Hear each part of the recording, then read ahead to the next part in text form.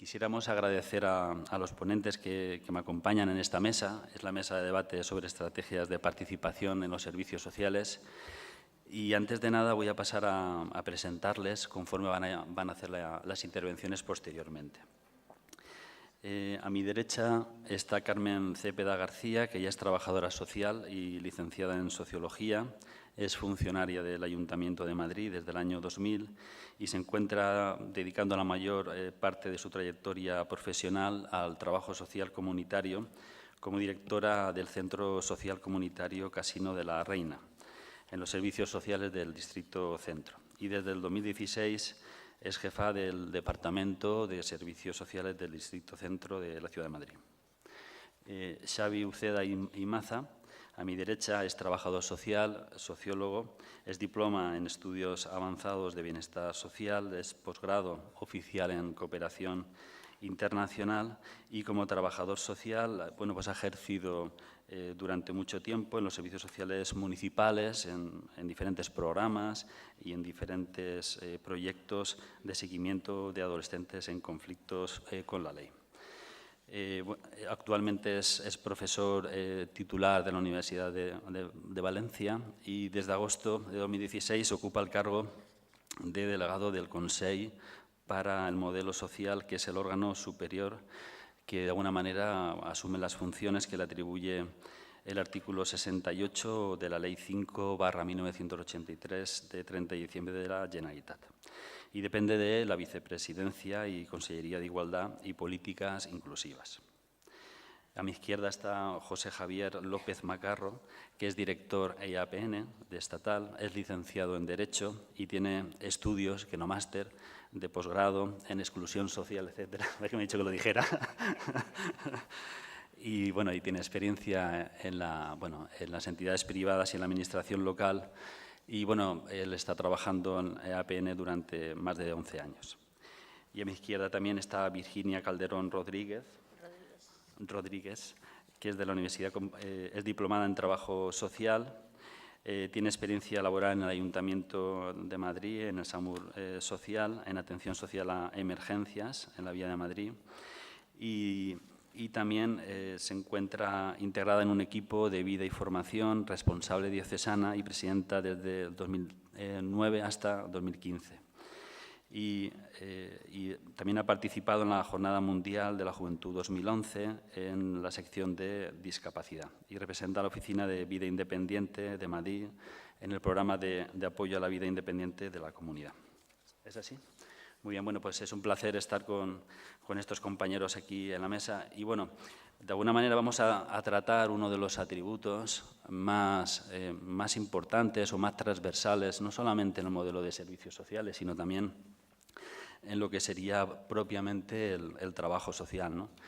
Desde la primera generación de las leyes autonómicas de servicios sociales siempre se ha dicho que la participación ciudadana era un objetivo, era un fin, era un principio rector. Y de alguna manera ya en las primeras leyes autonómicas se establecían algunos mecanismos institucionalizados muchas veces de participación de carácter fundamentalmente asociativo. Ese marco normativo que de alguna manera se ha ido generando a partir de las segundas y las terceras leyes de generación ha ido generando que se continúe con esos mecanismos de participación fundamentalmente de carácter institucionalizado y siempre buscando una representación a través de asociaciones. Cierto es que las investigaciones longitudinales del CIS en los últimos 15 años nos están diciendo que la sociedad española lo que quiere es una participación fundamentalmente de carácter directo, de carácter más ciudadanista y no tanto de carácter asociativo. Por tanto, el problema no reside en qué tipo de mecanismos, sino que exista una oferta amplia donde todos los ciudadanos puedan tener diferentes opciones de ejercer el derecho a la participación. Y ese es el motivo por el cual uno de los temas en estas jornadas es debatir en torno a cómo podemos impulsar la participación en el diseño, la gestión y en la evaluación de las políticas de servicios sociales y a partir también de la microgestión de los centros de servicios sociales, de los servicios sociales, etc. Y, bueno, pues ese es el marco por el cual se fundamenta esta mesa. Y a continuación, bueno, ya sabéis que tenéis la posibilidad de en las tarjetas hacer las preguntas que queráis para al finalizar las intervenciones poder generar un debate, que es lo que todo lo de la mesa estamos deseando, generar el debate. Cada uno de los ponentes va a hablar en torno a 10-12 minutos. Les agradezco que se van a tener a tiempo ya de antemano para dar oportunidad para que nos podáis plantear cualquier pregunta, cualquier duda, lo que queráis.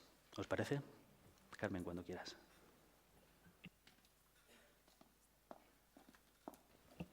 Sí, bueno. Buenos días a todos y a todas los asistentes y a los participantes en la mesa.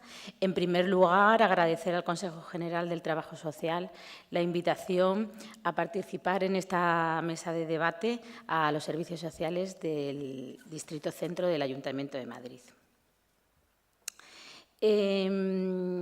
Como tengo muy poquito tiempo, quería, en primer lugar, hacer una premisa. El programa comunitario, que voy a contar muy brevemente, aborda la participación de la ciudadanía en general.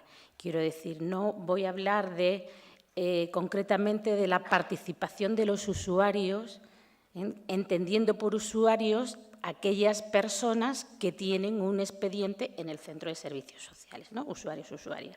Quiero decir, voy a hablar de la participación de la ciudadanía, de los vecinos y vecinas del Distrito Centro en los servicios sociales del distrito, donde evidentemente también está, y ahora os contaré en qué procesos están, usuarios de los centros de servicios sociales. Bien, muy brevemente, un poco en deferencia para aquellas personas que son de fuera de la ciudad de Madrid, unas pinceladas de contexto, ¿vale? Los departamentos de servicios sociales de los distritos implementan las políticas sociales diseñadas en el área de gobierno de equidad, en derechos sociales y empleo. Pero a la misma vez también tienen autonomía para poner en marcha en su territorio aquellos programas que consideren necesario para satisfacer las necesidades básicas o las necesidades sociales de los ciudadanos, porque la ciudad de Madrid pues, es muy grande y las necesidades pues, varían de un territorio a otro. Bien, pues es en este contexto donde está el programa comunitario de los servicios sociales, como un proyecto propio del distrito.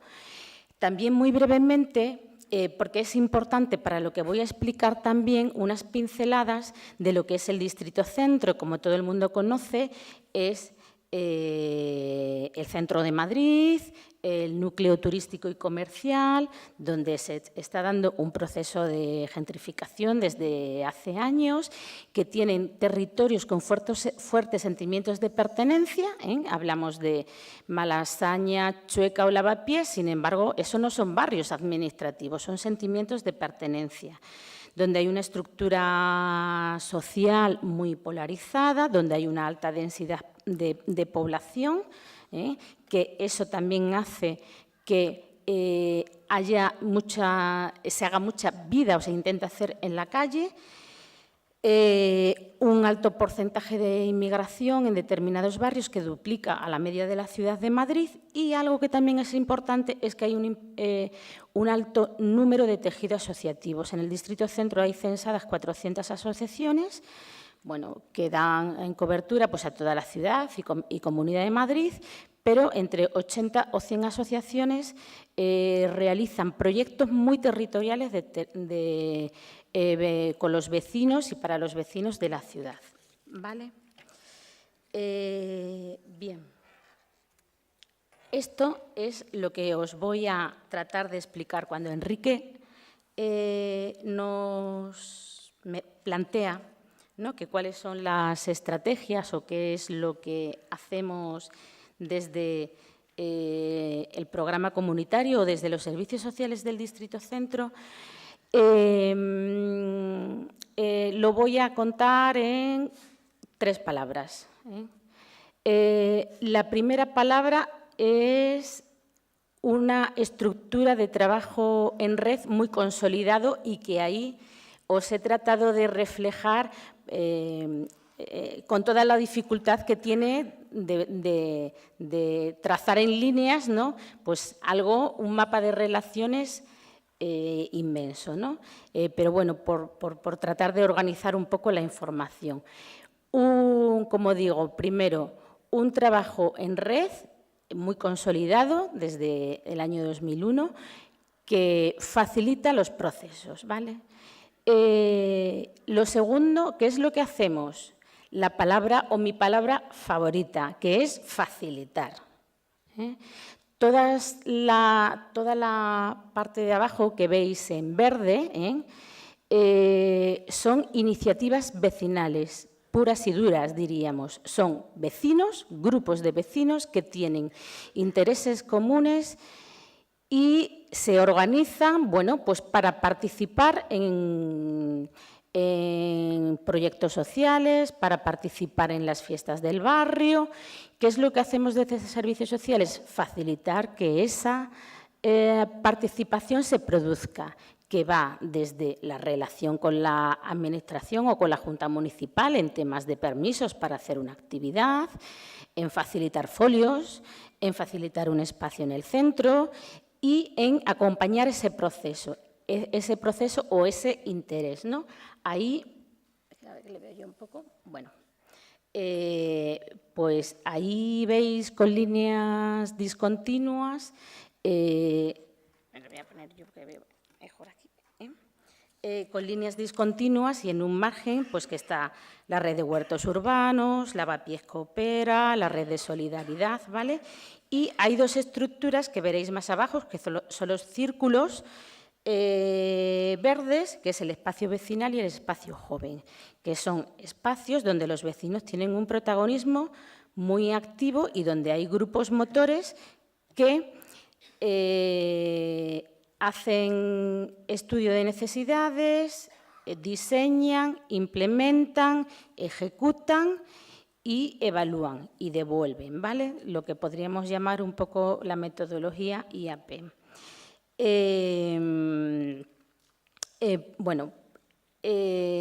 Después veréis que está todo conectado con una estructura azul, ¿vale?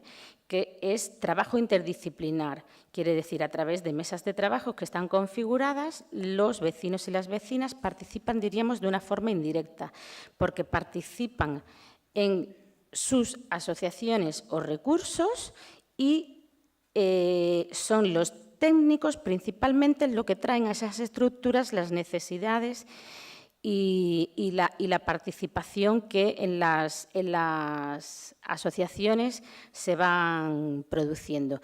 ¿Qué es lo que nosotros hacemos desde Servicios Sociales ahí? Dinamizar. Es la segunda palabra, van tres.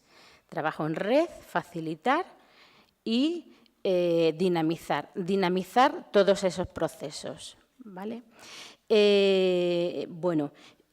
Como veréis, hay una parte morada que tendría que ser verde porque la participación vecinal es muy directa. Le he puesto el morado porque en el distrito tenemos una línea de trabajo. Tenemos una línea de trabajo donde la perspectiva de género es el eje transversal, que es toda esa línea morada. Y, bueno, así para terminar, todo lo que veréis distintos proyectos, que os lo puedo… Café de actualidad, biodanza, todo lo que está en rojo son actuaciones que en el marco de un diagnóstico comunitario realizan las asociaciones, es decir, ejecutan las asociaciones. Lo que está en verde ejecutan principalmente los propios vecinos, lo que está en negro ejecuta la Administración Pública, o sea, nosotros, y lo que está en azul son proyectos de trabajo en red, ¿vale? Como ya me han pasado, pues, y quería, por concluir, en todo este proceso y de facilitar la participación, algo que a mí me parece fundamental es que y donde ponemos el énfasis es que, además de a dónde vamos, es que ponemos el énfasis en lo que va pasando mientras que vamos a dónde vamos, ¿vale? Y, bueno, yo había preparado un vídeo de 2 minutos nada más para, primero, despertar un poco y después porque siempre las imágenes me parece que pueden poner imágenes a las palabras siempre es de agradecer.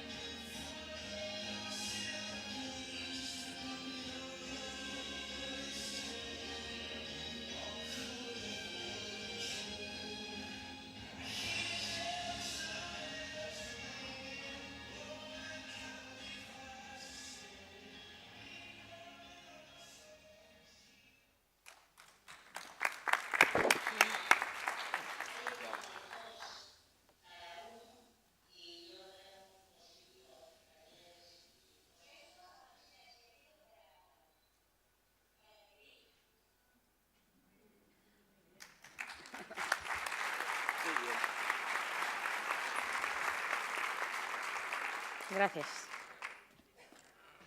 Muchas gracias, Carmen. Tiene a continuación la palabra Xavi Uceda. Bueno, en aras de buenos días. Nada de lo que se nos ha pedido nuestro moderador. Voy a ser breve y luego, si hay unas cuestiones, podemos entrar más allá. Gracias también al Consejo, ¿no?, por invitarnos y generar este espacio de reflexión de la participación. Para mí es muy paradójico y muy contradictorio. Y ahora os comentaré algunos de los procesos. Permitirme que salude a las compañeras de Valencia, de Alicante y de Castellón, de la Comunidad Valenciana, que están por ahí muy activas y que además están siendo muy activas en el proceso de participación o en el proceso de transformación del modelo que estamos haciendo en la Comunidad Valenciana. Bueno, el Govern del Botànic, cuando llega al Gobierno, se encuentra que nuestra consellería, la que lleva los temas de servicios sociales, tiene 34 órganos de participación, formalmente constituidos, además muchos de ellos por ley y otros por decreto. Constituidos, esos 34 órganos aglutinan 101 funciones de participación, coordinación, participación. Hicimos un estudio, cada día nos aparece uno nuevo, yo sé que hay ahora 34, igual cuando vuelva hay 35, Por ejemplo, os cuento, solo del tema de violencia de la mujer tenemos el Foro contra la Violencia, la Comisión contra la Violencia, la Comisión Interdepartamental para la Violencia, el Observatorio de la Violencia, el Consejo para prevenir la violencia. Es decir, todo funciones cruzadas entre sí. O, por ejemplo, en el campo de la inmigración tenemos también 6 o 7. El Foro Valenciano de la Inmigración, la Comisión Interdepartamental, el Observatorio Valenciano, la Red contra la Inmigración, a favor del proceso de inclusión.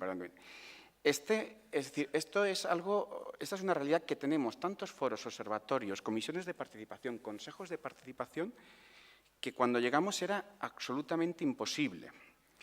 Nuestra reflexión iba por simplificar todos estos órganos, que además generan en muchos casos intereses creados. No son órganos de participación, sino son órganos de intereses creados, donde no se habla de lo nuestro, sino al final cuando se convoca se habla de lo mío. Es decir, ¿qué hay de mi subvención?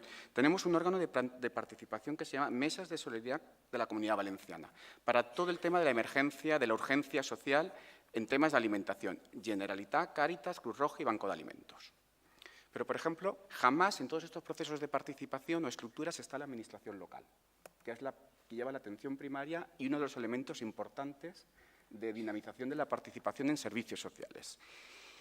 Cuando nos planteamos hacer la reestructuración, nosotros pensábamos desde una lectura, y esto es la paradoja, ahora, desde una lectura conceptual, que iba a ser sencillo, que además todos estos que se sentaban con nosotros iban a entender que esto no podía ser y que no era una estructura de participación. Lo que nos hemos encontrado nos han dicho que no. No, perdona, ¿cómo que? ¿Cómo que? Es decir, estaban muy cómodos y estaban muy cómodos en foros, además creados por ley, donde interlocutan directamente, además, con la vicepresidenta, y al final, os digo la verdad, es ¿qué hay de lo mío? Al final tenemos este planteamiento, a ver, toda la generalidad es absurda, pero una buena parte de todos los que se sientan con nosotros, que dicen que represento al final represento solo mis intereses y lo mío. Es decir, el gobierno anterior había creado una red fabulosa, en esto hay que decirlo, una red fabulosa de clientelismo, y esto se repite luego en diputaciones y en algunos ayuntamientos. Es decir, y además a todo esto se le llama la participación de la sociedad civil en el sistema de servicios sociales. Es decir, esto es complicadísimo. Una red, cuando nos estamos sentando con ellos para ver cómo vamos suprimiendo, nos encontramos absolutamente que nos dicen que no. Y automáticamente cuando le decimos hemos pensado que este consejo no tiene sentido, pues van a las Cortes, se ponen en contacto con los grupos parlamentarios y a veces los grupos parlamentarios nos crean otro. No sé si porque creen que habiendo más órganos se va a mejorar la participación, se va a estructurar o se va a centrar. Es decir, por eso digo que es una paradoja. ¿Cómo lo hemos planteado? ¿Cómo lo hemos planteado? Bueno, ahora os digo cómo lo hemos planteado en la Ley de Servicios Sociales, pero ¿qué es lo que ha pasado como consecuencia de esta multiplicidad de órganos? ¿De qué hay de lo mío, estructura? Que al final, todo lo que en estos momentos se está construyendo, hacemos otras participaciones, porque no estamos de acuerdo con estas, no estamos de acuerdo. Además, fijaos que se autoexcluyen. Cuando decimos, no, aquí van a venir la administración local, y dicen, no, eso es que tienen que ver con nosotros. Nosotros somos el Consejo de Participación del Pueblo Gitano y solo hablamos, decimos, pero el pueblo gitano está territorializado, ¿no? Vivirá en los municipios. ¿Qué sitio mejor de dinamizar la participación que participe en? Bueno, pues nos encontramos con todas esas dificultades, con lo cual, al final, la práctica nos ha hecho elaborar otros procesos de participación que ahora os contaré, uno de los importantes. Pero bueno, en la ley lo que va al final, yo os digo lo que va, no sé lo que saldrá, porque yo sé lo que entra en el SCORS, pero no sé lo que saldrá con sus señorías, porque luego todo este entramado, fijaos que hay órganos de participación que no se habían reunido desde el 2010, que yo en uno de los informes puse inactivo y por lo tanto vamos a empezar su proceso legal de supresión, porque están en leyes. Inicias el proceso, tienes que dar voz a los interesados, bueno, no sabéis cómo nos vinieron. ¿Será posible que la izquierda vaya a suprimir el órgano de participación? ¿Será posible que no os hayáis reunido desde el 2010 y era tan importante? Pues era muy importante, porque los otros no nos querían reunir y ahora vosotros nos queréis suprimir. O sea, esto es, lo digo porque os hagáis un poco la maraña de intereses creados que existimos. La Ley de Servicios Sociales lo plantea de forma más sencilla, plantea una participación relacional, innovación en todo el proceso de participación y plantea además diferenciar entre tres tipos de órganos. Lo que tenemos como unos 10 observatorios. Observatorio de no sé qué, solo dejar uno. Nosotros solo dejar uno. Ahora, ese observatorio que se dedique solamente a producir datos con un equipo de sociólogos, estadísticos y tal, para el conjunto de los órganos. Porque al final nadie produce datos y nadie sabe de lo que estamos hablando. Un órgano de coordinación, que es la Comisión Delegada de Políticas Sociales, donde presidida por la vicepresidenta, y luego el Consejo Valenciano de Igualdad y Servicios Sociales, donde está el concepto de la participación de los intereses representados. Esto, nuestro planteamiento en la ley es que se reproduzca en los municipios, es decir, que desaparezcan absolutamente todos estos órganos de intereses creados y se reproduzcan luego bajando la escala. Este es el elemento que estamos, pero yo ya os digo que no tengo seguridad con que esto salga exactamente así, porque en este país, o al menos en la Comunidad Valenciana, nos tenemos que pensar mucho, ¿no? Todas estas estructuras, el sentido que tienen, porque al final no son estructuras de participación. Como todo esto no podíamos en este momento transformarlo, sí que nos hemos inventado procedimientos y procesos nuevos para tener una participación efectiva y real, que ahora mismo no la tenemos, la hacemos por resolución de la vicepresidenta y, por ejemplo, una de las más importantes para mí, y por eso digo las compañeras, ha sido la elaboración de la Ley de Servicios Sociales. Hemos estado 2 años en un proceso de participación continuo. Fijaos que, además, ninguno de todos estos 34 órganos ha informado sobre si la ley le parece bien o le parece mal, porque eso era muy complejo para ellos. Nos dijeron, porque en definitiva o en todo caso informan del artículo de la ley que les afecta, no del conjunto, o que ellos creen que les afecta. Empezamos en octubre del 2015 a marzo del 2016, fue un proceso abierto a toda la ciudadanía podía entrar en una plataforma y decir qué tipo de servicios sociales quería, cómo los quería. Fijaos que en la Comunidad Valenciana estamos hablando de 5 millones de habitantes, entraron muchísimas personas, a partir de ahí se transformó en un informe. Esto es lo que quiere la ciudadanía, cómo percibe los servicios sociales. Iniciamos un segundo proceso de diciembre del 2016 a noviembre del 2017, donde repartimos un modelo de fichas y la verdad es que tuvimos a todo el mundo trabajando y todo el mundo nos decía, ya está bien, donde preguntábamos, pero ¿cuáles son los derechos que tiene que tener la ciudadanía? ¿Cuál tiene que ser la definición del sistema, el catálogo, la organización funcional y territorial? Esto fue además un proceso muy arduo y muy largo. Las fichas fueron discutidas en consellerías, colegios profesionales, sindicatos, entidades, empresas, pero fijaos, luego hicimos algo que llamó mucho la atención y que nos permitió llegar a un proceso de concertación. A todos les devolvimos lo que todos los otros pensaban. Y de repente empezaron, hostia, entre lo que yo declaro que debe de ser, lo que pongo en mis intereses que quiero, y el conjunto, cómo concierto con los demás para que además tampoco se me vea demasiado el plumero. O sea, esto era una cosa de las que yo percibía. A partir de ahí hicimos todo un documento de bases y luego, posteriormente, que algunas de las personas de aquí participasteis, hicimos una jornada de personas expertas durante 2 días, encerradas, 50 personas. Este es el documento de bases que se han producido en los procesos de participación. Ahora, todo esto, ¿cómo lo transformamos en una ley? Y a partir de ahí, con esas 50 personas, se transformó en una ley que ahora mismo está en el SCORS, en el debate. Por lo tanto, luego, ya si queréis, os hablo de algunas cosas más, pero Asensu, esto es el proceso. Pero sí quería decir esta reflexión de lo que empezaba al inicio, de la complejidad y de los intereses, ¿no?, que hay en los procesos de participación. Gracias.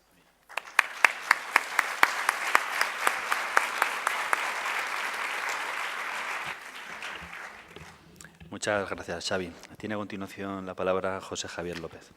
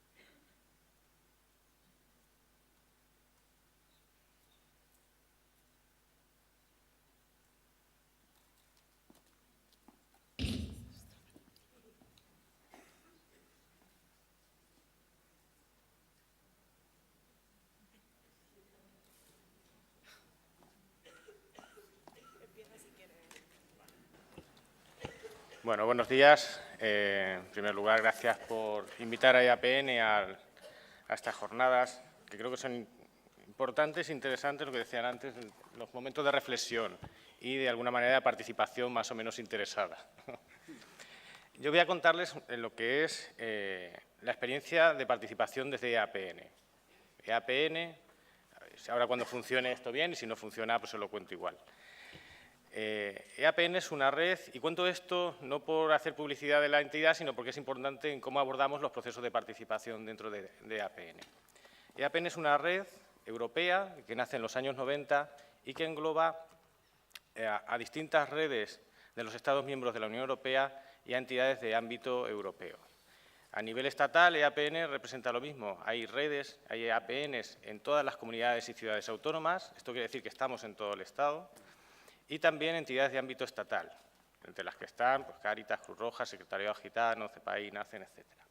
Con lo cual, cuento esto porque vean un poco el alcance, la capilaridad que puede tener y que llega a EAPN, y que nos ayuda a trabajar los procesos de participación. Para EAPN no es otra cosa que una red que hace incidencia, o que quiere hacer incidencia. En algunos espacios nos escuchan más, en otros menos, en otros no nos escuchan directamente.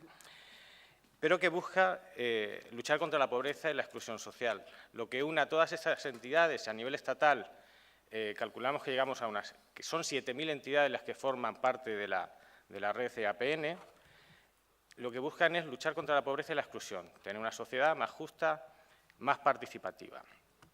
Y desde EAPN partimos con una misión y una visión compartida. Una es la lucha contra la pobreza y otra es la promoción de las personas que están en situación de exclusión o pobreza. Y la promoción hacerla no desde espacios en los que seamos representantes de, sino en los que seamos portavoces, tampoco en los que seamos altavoces de las personas. Por eso una de nuestras preocupaciones es buscar los canales y los espacios de comunicación directa con aquellas personas que toman las decisiones y hacer que llegue de esa forma directa cuál es la opinión, cuál es el análisis de la situación y, sobre todo, cuáles son las propuestas que tienen las personas que están en esa determinada situación. Nuestro presidente, Carlos Susías, dice siempre una cosa. Cuando tenemos un problema de arquitectura, llamamos a las mejores y los mejores arquitectos. Cuando tenemos un problema de fontanería, llamamos a los especialistas en fontanería, pero cuando tenemos un tema de pobreza y exclusión, nos olvidamos precisamente de aquellas personas que están en esa situación o que han estado en esa situación. Y para nosotros eso es importante, establecer esos espacios directos de trabajo conjunto en los que se analice la situación, en los que se vea una propuesta, sobre todo, de cómo solucionar esa determinada situación. Para EAPN, la participación es una cosa. La voy a leer porque así es más sencillo. Significa la intervención directa, y esto es, bueno, no voy a ir a la parte teórica, todos saben lo de ser parte, tomar parte, etcétera, lo de la escala de participación, etcétera, ¿no? Pero para nosotros es la intervención directa en aquellos espacios de toma de decisiones, especialmente por lo que somos de aquellas personas que están en una situación de mayor vulnerabilidad, y en la construcción, y aquí entramos otros términos que no vamos a hablar hoy, de colaboración, de co-creación, de transformación, etcétera, de la realidad en la que viven y a la que pertenecen y a la sociedad en la que están. Y eso se puede hacer de forma individual o de forma colectiva, o no participar, que es otra de las decisiones que se pueden tomar. Yo quería presentar, no por esta parte, sino por dos últimas cuestiones que tenían que eran más visuales, ¿no? Y creo que voy estupendamente de tiempo. Nosotros abordamos la participación desde tres esferas.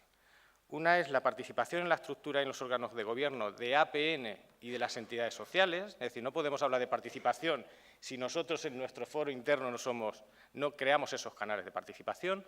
Y ahí EAPN lleva desde sus inicios haciendo un trabajo importante, un proceso, porque la participación es un proceso, que no es fácil porque es un cambio de mentalidad y es un cambio de formato de trabajo, pero que es necesaria. Y en ese sentido lo que buscamos es, y estamos al inicio de una modificación de estatutos, en que las personas con las que decimos que trabajamos y para las que trabajamos estén dentro de los órganos de representación de EAPN, de los órganos de gobierno. De hecho, de forma no formal, porque no está recogido en estatutos, Desde hace 3 años, las personas en las asambleas, las delegaciones que vienen de los distintos territorios, traen como delegados o delegadas con voz y voto a personas que están usuarias, podríamos decir, beneficiarias o como las queramos llamar, que eso es otra cuestión de término de cómo analizar eso, ¿no? Nosotros llamamos, utilizando un espacio, bueno, pues una traducción más o menos directa del inglés, personas con experiencia en pobreza. Hemos llamado afectados, ya nos dijeron que no, que afectados aquí somos todos, los que estamos en una situación, los que no, etcétera. Bueno, ese es un tema no resuelto. Pero trabajamos, ya digo, en lo que es la propia estructura, hay un grupo de trabajo de participación y cuando cuento esto no lo cuento solamente a nivel estatal, lo hablo a nivel en la dimensión europea, lo hablo en la dimensión autonómica y lo hablo en la dimensión local. Por eso lo de la capilaridad de APN, por eso la importancia de explicar lo que somos y cómo trabajamos. Otra que es la generación de conocimiento, la difusión, la sensibilización y la formación, pues bueno, pues de distintas guías de cómo aplicar procesos de participación en las entidades, desde formación, tanto de formación de formadores en participación, como formaciones básicas, donde son las propias personas con las que acceden a esa formación, con distintos recursos, la caja de herramientas de la participación, etcétera. Todo eso está en la web participacionsocial.org, pueden entrar y verlo. Y luego, desde la innovación, la movilización y el activismo, es decir, si estamos intentando que las personas participen, no podemos dejarla en una esfera donde la participación es dirigida. Tenemos que hacer ciudadanía e intentar que las personas que están en esos procesos de participación realmente sea esa participación real y efectiva de la que hablaban antes. Por lo tanto, en esos 3 espacios, pero un poco intentamos también predicar con el ejemplo. Termino con, y ya digo, es una pena que no vean la imagen, porque quería, bueno, a ver si hay la oportunidad todavía, del último encuentro de participación que hemos tenido recientemente en Las Palmas de Gran Canaria. Se hacen encuentros de participación a nivel europeo, donde hay representantes de personas en situación de exclusión que participan todos los años en un encuentro europeo, que se organiza bajo la presidencia de turno de la Unión Europea. Hacemos encuentros de participación estatales y se hacen encuentros de participación a nivel autonómico local. Y todo eso sirve para engranar ese mensaje, esa relación directa de situación con los tomadores de decisión. En los encuentros de participación, el de Canarias, por ejemplo, las personas que hacían las comunicaciones eran personas participantes, personas que vienen de una situación de exclusión y quien estaba en la mesa sentado, y era una de las fotos que les quería poner, era el concejal de Las Palmas, un concejal del Ayuntamiento de Las Palmas de Gran Canaria, Sergio Villares, y un concejal del Ayuntamiento de Madrid, Nacho Murgui. Y escuchaban, que normalmente no ocurre así, normalmente asistimos y nos cuentan, como hoy, lo que tienen que decirnos. Nosotros queremos cambiar ese formato, por eso hacía especial hincapié en que no queremos ser representantes no queremos ser portavoces, queremos ser altavoces, porque es muy importante que esos espacios de diálogo estructurado, esos espacios de decisión, sean compartidos y donde se colabore y donde se trabaje y se construya directamente con quien toma la decisión, porque al final son unos y quien tiene la responsabilidad son unos y unas personas, pero hay otras que son los que estamos en la otra parte, con unos intereses más corporativos, menos corporativos, pero que también nos toca trabajar en ese sentido. Y hasta ahí les puedo contar, si quieren más información o harán las preguntas o directamente en lo que sea APN, les podemos responder. Pues muchas gracias.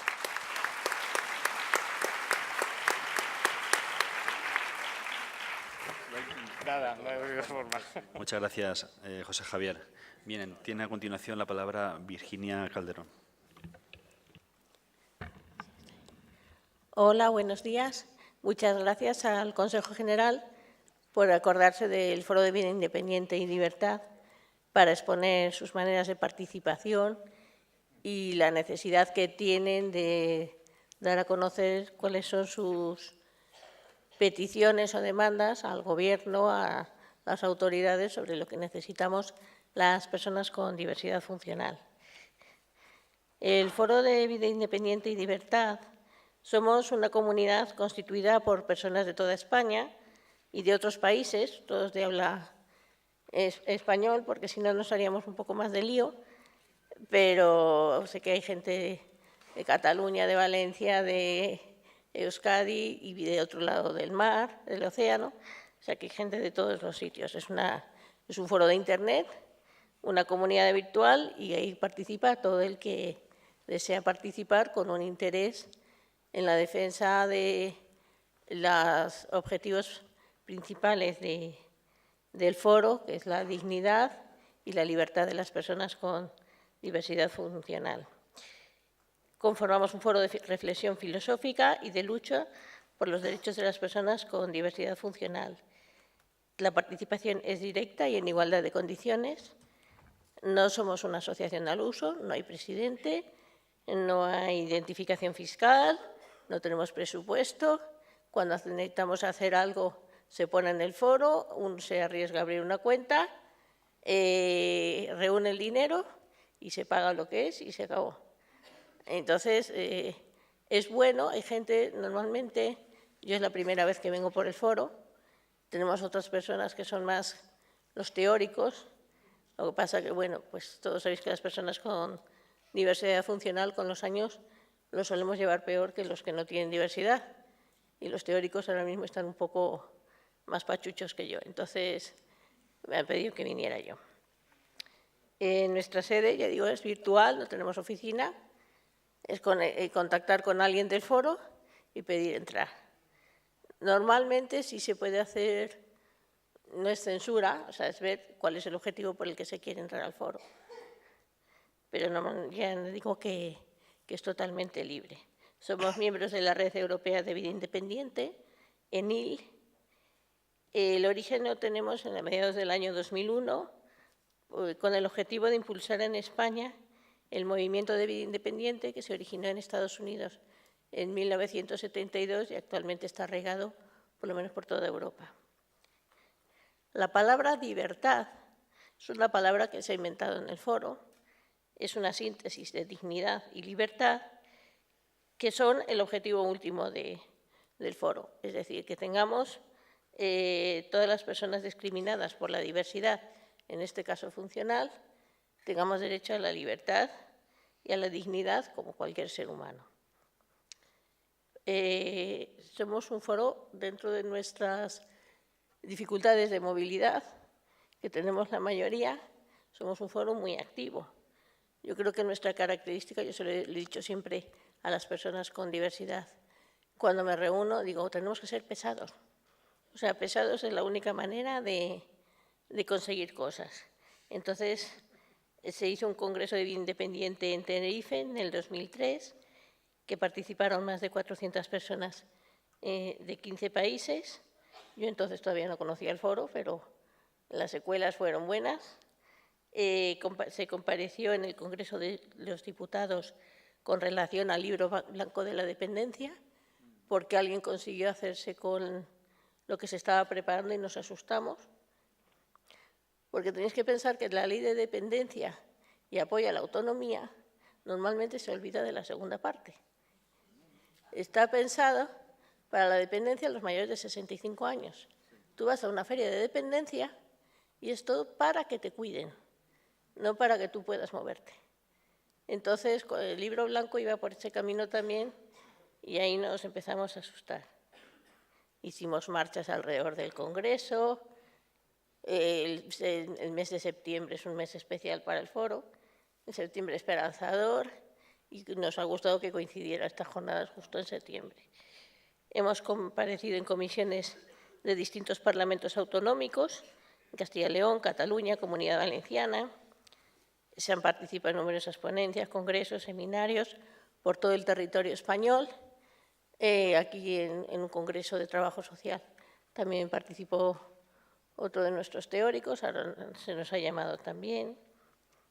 Reflexionamos, debatimos e investigamos generando numerosa documentación, artículos en diferentes revistas y la publicación de varios libros. Gestionamos varias páginas en Internet y numerosos blogs. En el año 2006, en vista de que lo del libro blanco no había prosperado mucho, un grupo de compañeros se encerraron en el Inserso durante 24 horas pidiendo hablar con el ministro de Servicios Sociales de de la época, no me acuerdo si se llamaba Servicios Sociales el Ministerio, pero el que tenía relación con nuestra situación, y sí prometió, accedió a recibirles, prometió un poco las mejoras que le pedíamos, que de entrada no eran muchas.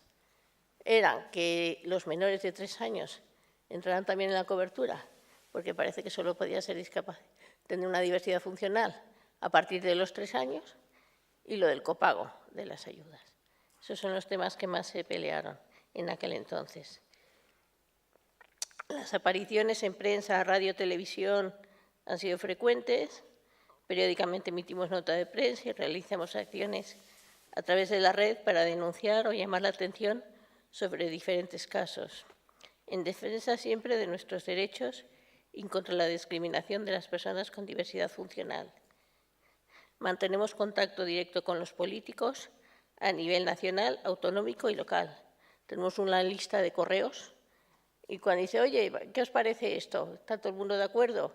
A bombardearles a emails. Y por lo menos lo reciben. No digo que hagan siempre mucho caso, pero algo vamos consiguiendo. Ejerciendo la participación ciudadana directa con nuestros representantes, a los que transmitimos nuestras posturas en todos los temas relacionados con la diversidad funcional.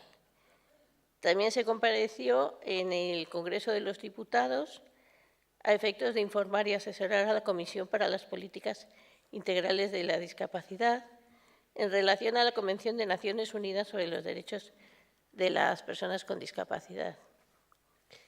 Hemos hecho ya 10 marchas por la visibilidad, que normalmente se centran en Madrid. Lo que pasa es que, por ejemplo, en los 2 últimos años que no ha habido marchas, pues como la gente está animada, las personas con diversidad se nos ve cuando protestamos y no se nos ve. Entonces, y ya dando tamborradas por la calle, con pancartas, muchas sillas de ruedas que atascan el tráfico, aunque tenemos siempre permiso para manifestarnos, y además, pues, es un asomo de que se nos vea. Solo se nos ve entonces, la verdad es que luego no hay ninguna difusión por los medios, pero nosotros nos encargamos que lo poco que hay se difunda. Somos veladores por el cumplimiento de la Convención de la ONU sobre los derechos de las personas con discapacidad y difundimos su contenido. Hemos participado en el estudio y análisis que desde la Universidad Carlos III se ha hecho sobre el impacto de la Convención en el ordenamiento jurídico español. Desde el primer Congreso Europeo de Vida Independiente, en Tenerife, podemos decir que algo hemos avanzado. Se oye hablar más de vida independiente y de asistencia personal, que son 2 términos que a día de hoy ya tienen cierto reconocimiento. Incluso en el artículo 19 de la Convención sobre los Derechos de las Personas con Discapacidad, sobre todo en el comentario general, sí se mencionan, cosa que es un logro que consideramos nuestro. A pesar de ello, constatamos que la definición que dio Adol Razka de vida independiente, que os la leo, la vida independiente significa que queremos el mismo control y las mismas elecciones en la vida cotidiana que dan por sentado nuestros hermanos, vecinos y amigos sin discapacidades. Queremos crecer en nuestros hogares con nuestras familias, asistir al colegio del vecindario, viajar en el mismo autobús, tener un empleo adecuado con nuestros estudios y habilidades. Sobre todo, y como cualquier otro, necesitamos dirigir nuestras vidas, pensar y hablar por nosotros mismos. Hoy en día no es una realidad para las personas con diversidad funcional en este país. No hay más que ver una recomendación o una reconvención que ha hecho la ONU sobre el tema de los niños que son segregados en la escuela, que les obligan a ir a centros, a lo mejor están integrados en un centro escolar, digamos normal, con un poco de apoyo y no les dicen que tienen que salir de ahí e irse a un colegio especial. Todavía está habiendo muchos casos de esos.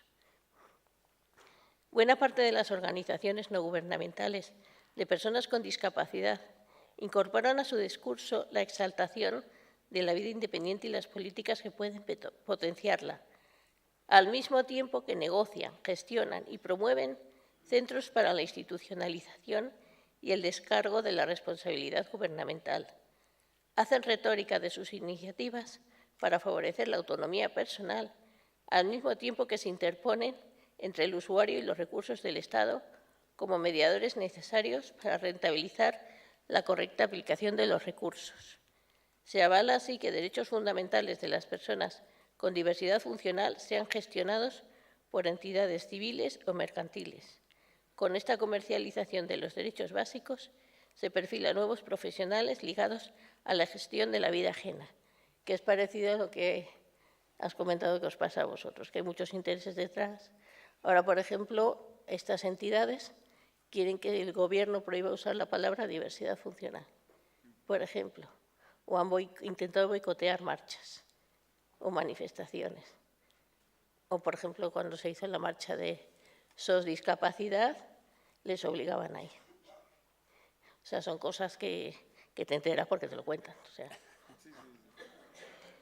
El modelo que se ha atendido a la diversidad, hasta ahora, bueno, ha habido una evolución en los casos de atención o en la atención que se ha dado a lo largo de la historia de los servicios sociales.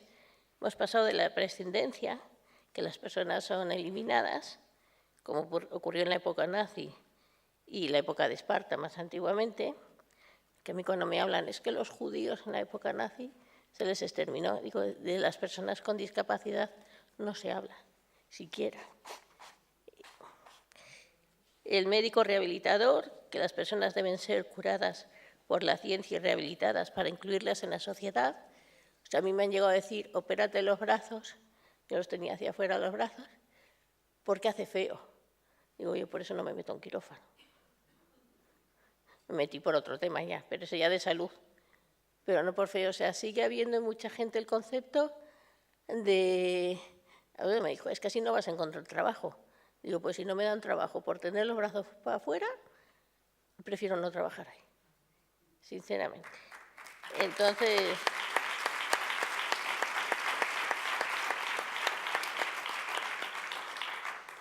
Luego otro sistema, que es el de vida independiente o social, que la gente, que es lo que más se vive hoy día, la gente está discapacitada para la sociedad, pero consideramos, o se dice que con las herramientas adecuadas, se puede participar plenamente en ella, que es lo que hablamos de mantener a la gente en su domicilio y demás.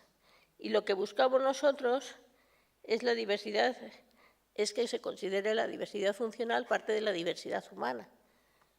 O sea, muchas veces en el entorno que tenemos muchas personas sin diversidad reconocida, pero que todo el mundo dice, es que yo tengo esto, a mí me pasa aquello. Es que todos tenemos algún problema, todos. Entonces, se debe proporcionar plena dignidad a todas las personas, sea cual sea su diversidad. Plena dignidad implica dar el mismo valor a todos los seres humanos y dar los mismos derechos a todas las personas. Que lo de etiquetar, sea por el motivo que sea, religión, raza, cómo te mueves, cómo hablas, cómo...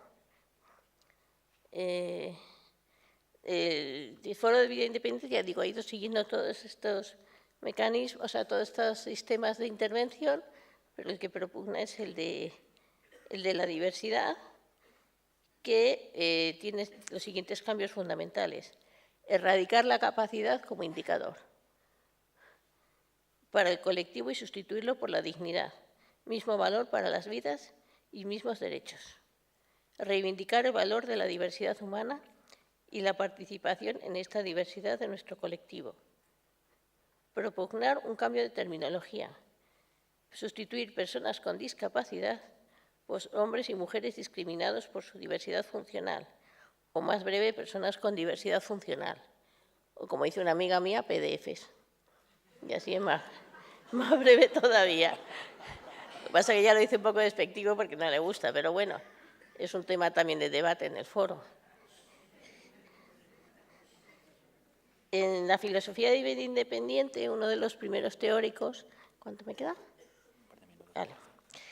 Dice, los que nos desplazamos de forma distinta, los que reciben las sensaciones de otra forma o los que interpretan el mundo de forma muy diferente, no tenemos por qué estar enfermos, Podemos ser felices, podemos amar y ser amados. Podemos aportar cosas, incluso tomar iniciativas y ser útiles. Nació lo que se conoce como vida independiente. Manuel Lobato fue el que dijo estas palabras, que ya falleció, pero fue uno de los grandes impulsores del movimiento de vida independiente. Entonces, hay unos principios básicos, una filosofía que se puede ver en la página de internet. Si metéis FVID, de libertad, normalmente en Google aparece, y si no es forovidaindependiente.org. Y ahí podréis encontrar esto. Es una página abierta, el foro no tanto, pero la página es totalmente abierta. Y vamos a ver qué más os puedo contar. Porque ya digo, bueno, y el lema que ejemplifica su filosofía, la filosofía del foro, porque lo que yo estoy contando no son palabras mías, son del foro, cosas que se debaten, es que no se diga nada sobre nosotros o nosotras, sin nosotros o nosotras. O sea, que nadie decida por mí. Si tienes dificultades de comunicación con esa persona, procúrate las castañas para entenderlo, ten paciencia. Pero que nadie tiene por qué hablar por nosotros. Como me pasó, aprovecho ya, avisé ayer, que iba a meter caña con lo de ayer. La cena, a los que teníamos dificultad, nos metieron por las cocinas, porque era la única manera de llegar en ascensor. Y ahí me dicen, no, si pasa, es un hotel de 4 estrellas, no sé si está recién renovado, muy lujoso. Y me dicen, no, si hemos pasado las inspecciones de accesibilidad. Ah, o sea que somos una maleta. Porque la entrada es la de las maletas. Lo que pasa es que para el salón ya teníamos que pasar por la cocina, si no hubiéramos entrado por otro lado. Y digo, pues qué pena que los que valoran esto estén aprobados por los organismos representativos nuestros, entre comillas. Mira, solo os digo una cosa, eso ya es mío. Cuando hacíamos las vueltas en torno al Congreso, protestando, o bueno, haciéndonos ver por el tema del libro blanco, me encontré la puerta del CERMI. Me quedé boquiabierta. Un edificio lujoso al lado de las Cortes, con 3 escalones de entrada. Digo, toma accesibilidad. Yo puedo subir escaleras con dificultad porque tengo problemas respiratorios, pero puedo subir. Pero ya llega un momento, yo lo tengo dicho, cuando vaya en representación o de Frater, que es mi movimiento de iglesia, o del foro, o con quien vaya, si yo no puedo entrar en una silla de ruedas, no entro. Porque no hay derecho, o sea, tenemos derecho a entrar. Y ayer fui a cenar porque iba por el foro.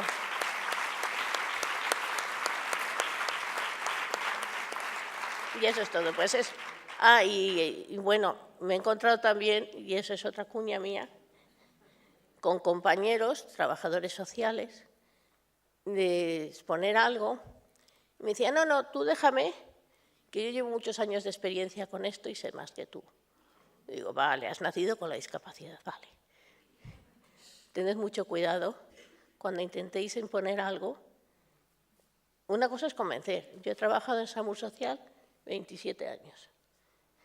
Cuando nos encontrábamos con alguna persona que teníamos que llevar a una residencia o que teníamos que decirle, no te puedes venir a Madrid con lo puesto, yo le intentaba hacer entender por qué.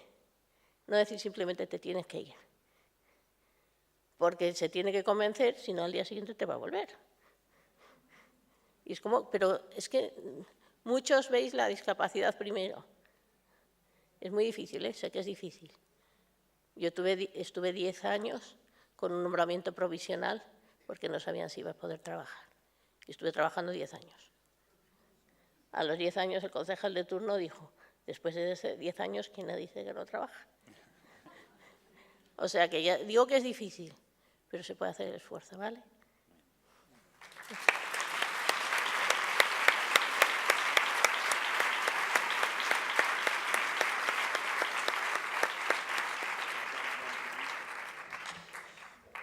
Bien, bueno, pues muchas gracias Carmen, Virginia, José Javier, Xavi.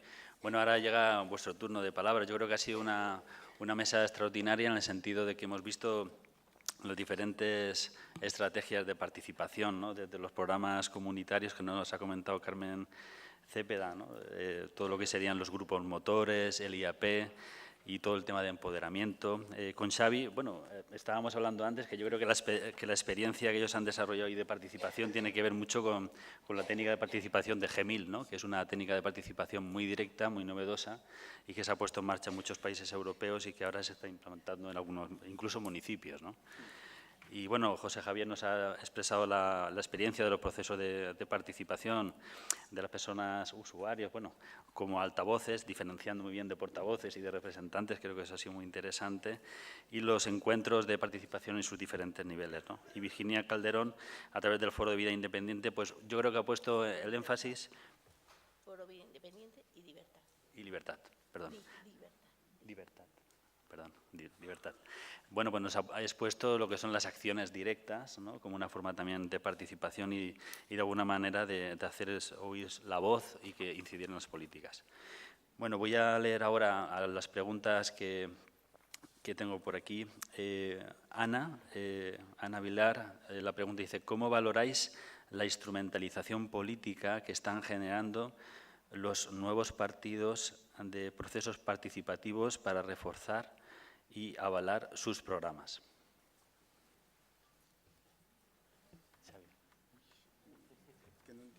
Sí, o sea, la instrumentalización política de los nuevos partidos de los procesos participativos.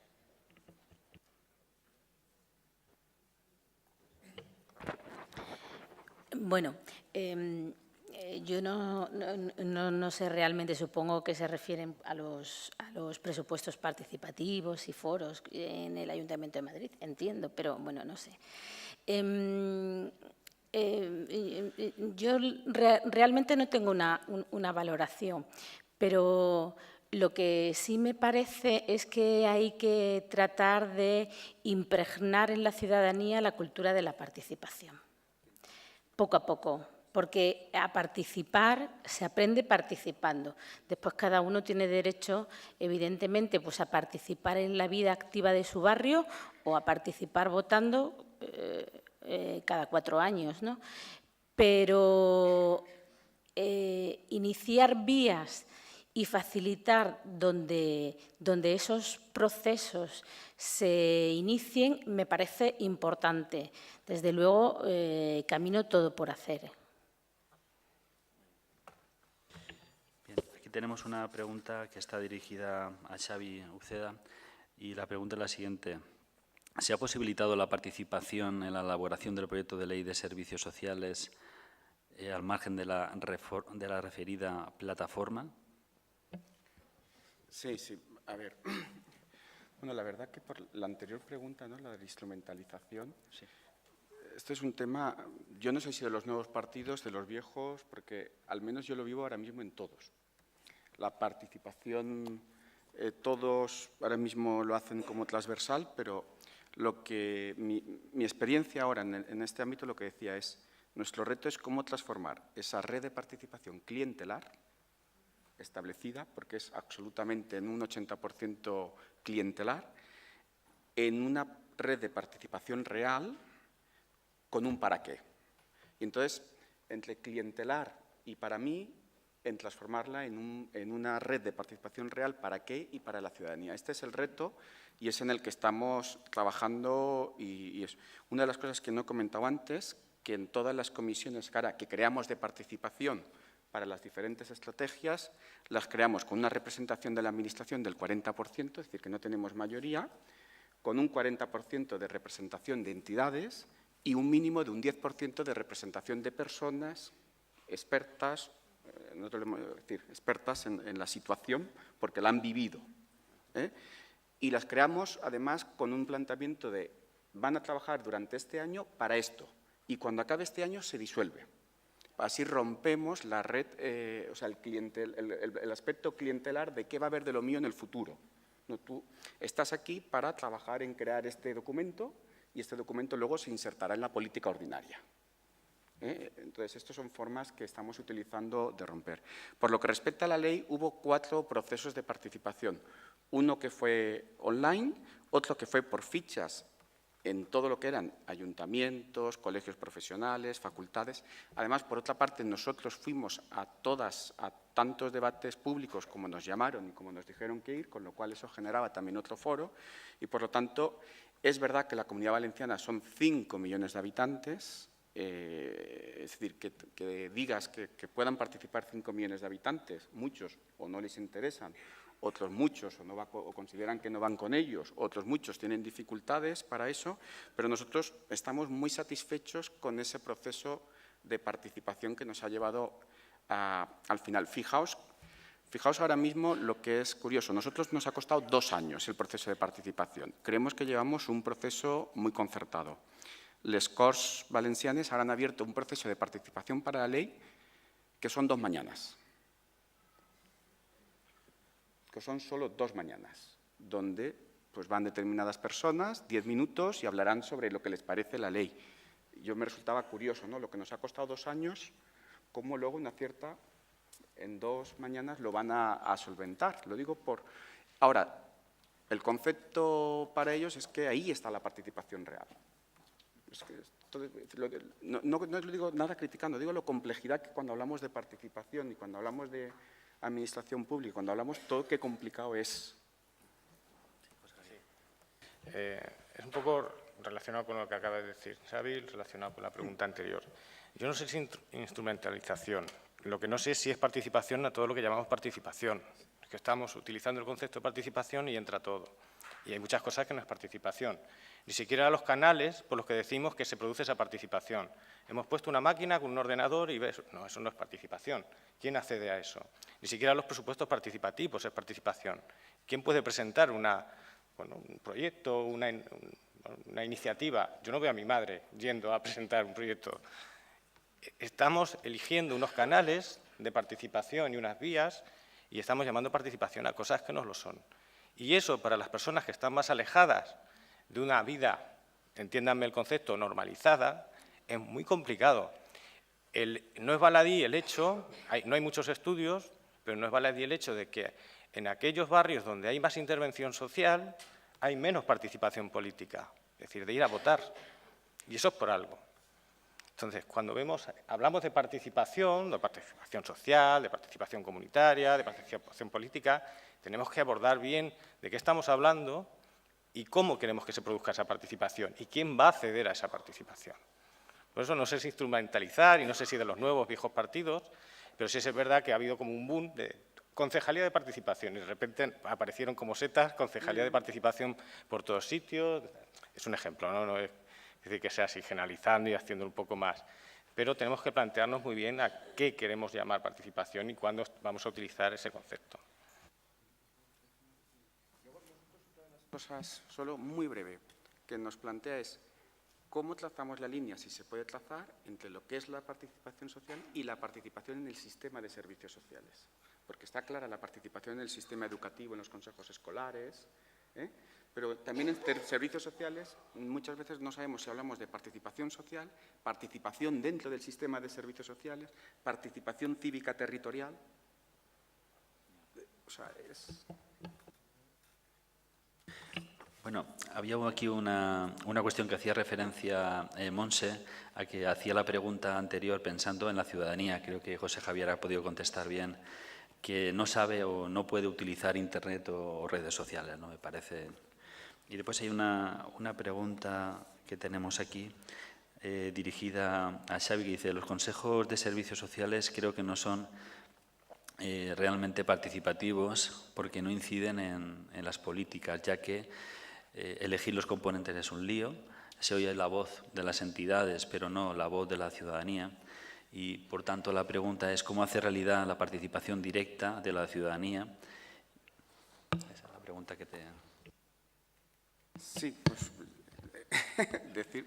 permitirme que no tenga una respuesta clara. O sea, no lo acabo de decir antes, es decir, participación cívica, territorializada, es decir, yo como vecino que quiero en mi barrio, participación social sobre el concepto de todas las políticas sociales, sanidad, educación, servicios sociales, y luego participación en el sistema de servicios sociales. La complejidad es que las tres se mezclan cuando hablamos de lo social. Cuando hablamos de lo educativo, no. En la Comunidad Valenciana solo hay un consejo escolar. El Consejo Escolar de la Comunidad Valenciana, educación tiene 10 veces más profesionales que los servicios sociales, atiende 20 veces de atención directa, con chavales, tal, más población, y solo tiene uno. Nosotros tenemos 34, que estamos en ese proceso de ver cómo. Y de esos 34, bueno, yo la verdad es que me alegro mucho cuando viene el foro, porque pone en solfa a muchos de los otros de su mismo, porque dicen, no, que yo represento, bueno, una buena parte de las entidades insisten en decir discapacidad y no quieren reconocer. De hecho, tenemos partes de la ley recurridas por el tema de diversidad funcional. Entonces, somos de discapacidad y representamos, y muchas veces el foro dice, no, veamos a quién representáis, ¿no? Es decir, es absolutamente muy complejo. Los consejos yo creo que no permiten, y así es lo que os he dicho. Nosotros ahora creamos, como ha dicho Enrique y como he dicho en la ley, grupos específicos con una misión concreta donde ahí se canaliza la participación. Pero al final, 5 millones de habitantes, tienes que dirigirte a entidades representativas del sector, garantizar la participación de personas efectivamente expertas, como ha dicho el compañero, pero ¿cómo haces la participación cívica en ese concepto? No tengo una respuesta, lo siento. Pues yo os digo mis contradicciones en ese sentido. Entre paréntesis, yo creo que la cuestión también es que haya una oferta de mecanismos y procesos participativos que no generen la atomización de los mismos actores, sino abrir a nuevos actores. Entonces, la cuestión no es tanto qué mecanismos, sino que los mecanismos, de alguna manera, se encuentren dirigidos a población diferente, ¿no? Porque los jóvenes quieren participar por Internet, las personas a lo mejor más adultas prefieren la asistencia a las reuniones. Entonces, no es elegir una u otra, sino saber cruzarlas todas para que cada uno pueda participar en la forma y en la medida que le apetezca, ¿no? Yo creo que esa es la oportunidad. Bueno, yo creo que esta es la última pregunta, si os parece bien. Y la realiza Belén. Y dice, soy defensora de los movimientos asociativos, participativos y reivindicativos, pero la exclusión, la desprotección, la diversidad, etcétera, son responsabilidad de la Administración. ¿No creéis que cuando las ONG adquieren una gran magnitud ayuda a que la Administración vaya dejando sus obligaciones? Creo que me toca. Digo unas palabras que salen de un representante de APN en un evento de estos, ¿no? Donde el secretario de Estado de entonces dijo, os podemos ayudar a las ONGs a los que queráis. No, las que estamos para ayudar somos nosotros. El marrón es tuyo, por decirlo de alguna manera, ¿no? Aquí la responsabilidad es de la Administración, que es quien debe liderar y quien tiene la responsabilidad de que haya una justicia social, que haya una cohesión social, que haya una atención a todas las personas, independientemente de la situación en la que esté, de equidad, de igualdad y de equidad. Y en ese sentido, yo creo que no por ser más grandes, no, lo que hay que exigirnos es que hagamos un trabajo mejor y que hagamos una incidencia y una ayuda lo mejor y lo más perfecta posible. Pero yo creo que tenemos claro, las entidades sociales, creo que tenemos claro cuál es nuestro papel. Y no es asumir la responsabilidad de la Administración, por lo menos en general, hablo de la mía. ¿Vale? Y creo que hasta dónde llega nuestro papel, ¿no? En este caso, ya digo, hablo por mi entidad y ahí tenemos muy claro cuál es esa situación y el rol que nos toca. Por tanto, ya digo, la ayuda la prestamos nosotros dentro de nuestras posibilidades y lo que pedimos.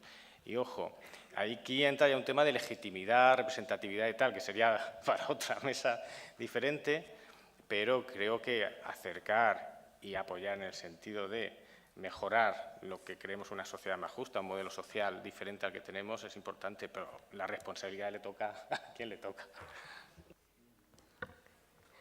Yo creo que el tema de la exclusión no es culpa de la Administración.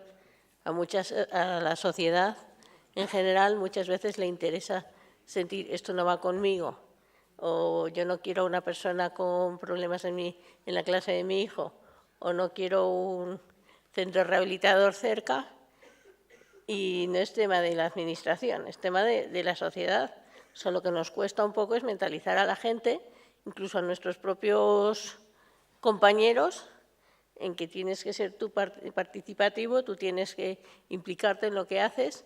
En el colectivo de personas con diversidad funcional yo me encuentro muchos que les resulta muy cómodo que les cojan, les traigan, les lleven. Incluso uno me dijo, cuando nos íbamos a una colonia, es que podías llevar anotado qué medicación tengo que tomar y cuándo.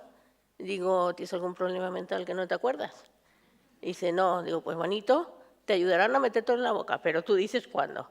Porque tienes que estar así, o sea, y nos volvemos muy comodones cuando tenemos un apoyo a lo mejor administrativo para moverte. Y si tienes problemas, también dices, puf, es que luchar contra la administración y no buscas el moverte de manera asociativa.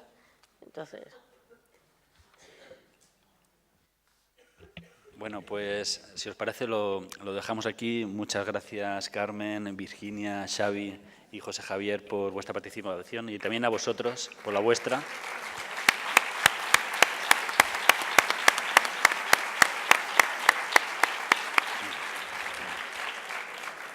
Y bueno, ahora se va a producir el descanso, pero antes de eso, por favor, no levantaros porque nuestro compañero Rafael Arredondo nos va a hacer una presentación de Apúntate al Trabajo Social con el movimiento. Un momentito, por favor.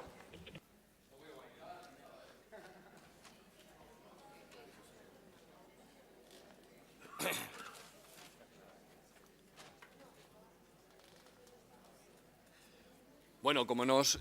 venga, muy rápido. Yo no voy a ocupar más de 2 o 3 minutos. ¿El micro? Sí. Ahora se escucha, ¿no? Bien, gracias. Bien, decía que no iba a ocupar más de nada, 2 minutos, porque sé que tenéis cansado y el café. Y además, mira, ha funcionado la pantalla. Sabéis que esta campaña de trabajo social en movimiento ya la iniciamos en el Congreso de Zaragoza. En aquel congreso lanzamos la camiseta. Bien, Mérida, ¿de acuerdo? Camiseta Trabajo Social en Movimiento. En Mérida, Mérida, Congreso de Mérida. Bien. Posteriormente, esa camiseta que lanzamos y esa campaña las hemos seguido manteniendo y la queremos mantener estable durante el tiempo. Con el objetivo de convertir en un eslogan que pensamos que es un eslogan y un mensaje bastante potente, que llega y traslada de manera muy clara y directa cómo pensamos que debe ser el trabajo social. Y obviamente es un trabajo social activo, transformador, comunitario y sobre todo participativo. Yo creo que nos viene perfecto esta mesa porque la idea sería, bueno, ¿y qué podemos hacer? ¿Cómo podemos participar también en la campaña? Más allá de las acciones que se vayan haciendo desde el Consejo. Y podéis participar de una manera muy activa en cualquiera de las actividades que vosotros también realizáis desde vuestros colegios, desde vuestros territorios, desde las redes sociales. Sabéis que con la campaña de la Marea Naranja nos visibilizamos por una, yo creo que ha sido casi una primera vez, de una manera también muy potente, de manera reivindicativa, ante ese momento de recortes que fue brutal. Fue ese primer momento donde se nos identificó o intentamos identificar el naranja con la pelea, con la lucha, con la reivindicación ante los problemas sociales y los recortes sociales. Queremos dar, con esto del trabajo social en movimiento, un paso más. No voy a decir de aparcar la marea naranja, está ahí y habrá que mantener, pero sí avanzar. Y avanzar en esta acción, en pasar de esa reivindicación que hay que mantener constante, pero sí también trasladar posiblemente con este mensaje la eliminación de algunos estigmas y de algunas cuestiones que se nos echan en cara. Y aquí yo creo que también puede salir en la mesa o pueden salir trabajador social, trabajadora social, que está en su despacho, que es una prestadora o prestador de recursos, que no conecta ni no contacta con la ciudadanía, con la calle. Pues no, tenemos que cambiar también ese estigma. Y pensamos o creemos que esta campaña, que como digo es estable y es continua, puede ayudar a realizar ese cambio de mentalidad o ese cambio de interpretación de la ciudadanía hacia la profesión. Por eso bueno, pues animaros, ¿no? Animaros individualmente, colectivamente, a utilizar la camiseta, a pedirle al Consejo o cualquier otro recurso, pero con el eslogan, que incido, creemos que es un eslogan bastante potente y que identifica muy bien lo que debe ser, o por lo menos entendemos que tiene que ser la acción del trabajo social, que es una acción de acción, una acción de movimiento. ¿De acuerdo? Pues nada más. Muchas gracias.